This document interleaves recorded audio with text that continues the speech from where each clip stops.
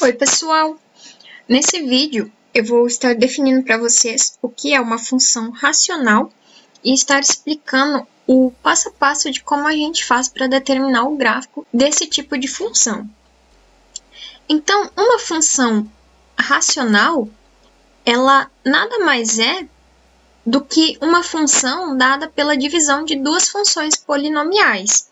Então, se eu tenho uma função polinomial p de x e uma função polinomial q de x, onde essa função q de x não é a função nula, né?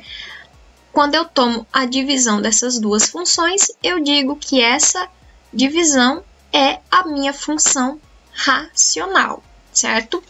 Lembra que racional vem da ideia de divisão, né? Se a gente lembrar lá do conjunto dos números racionais, como é que a gente representa os números racionais?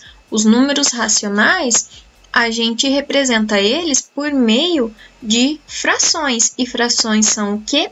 São divisões. Então, uma função racional é uma divisão de funções polinomiais.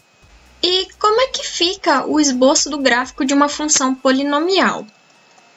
Então, aqui no nosso exemplo 3, nós temos a função r de x igual a 100x mais 300, dividido por x mais 10. Então, nós temos aqui 100x mais 300 é um polinômio, e o x mais 10 é um outro polinômio, né? E a gente pode reparar que ambos são de grau 1. Então, essa divisão desses dois polinômios nos dá essa função racional r de x. E como é que ficaria o gráfico dessa função? O gráfico dessa função eu vou fazer com vocês num outro vídeo. Nesse vídeo eu vou explicar os passos que a gente tem para a construção, tá? Quais são os passos para a construção do gráfico dessa função racional?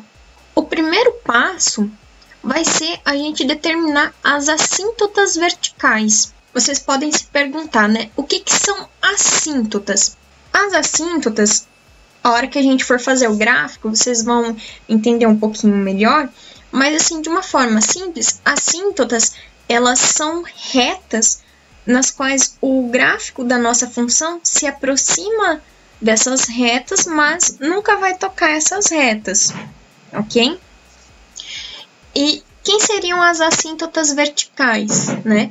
As assíntotas verticais são retas da forma x igual a a, onde esse valor a, ele não está no domínio da nossa função. Então, digamos assim, que os valores que são candidatos a assíntotas verticais da nossa função são aqueles valores que não estão no domínio dessa função. O nosso segundo passo é descobrir o intercepto da nossa função com o eixo x. Para obter o intercepto com o eixo x, a gente precisa lembrar que a nossa f de x tem que ser igual a zero. O nosso terceiro passo vai ser descobrir o intercepto com o eixo y. Para descobrir o intercepto com o eixo y, basta a gente tomar o x igual a zero. E o nosso último passo é determinar quem são as assíntotas horizontais. Como é que a gente descobre as assíntotas horizontais, né? No caso, as assíntotas horizontais são retas da forma y igual a b, e a gente vai obter essas assíntotas horizontais quando a gente tomar valores de x muito grandes, né? Então, quando a gente faz o x tender para o infinito, ou a gente obtém essas assíntotas horizontais quando a gente toma valores muito pequenos para x, que é quando a gente faz o nosso x tender daí para menos infinito. Então, descobrindo as assíntotas verticais e horizontais e os interceptos com os eixos x e y, a gente tem condições de fazer um esboço para a nossa função racional.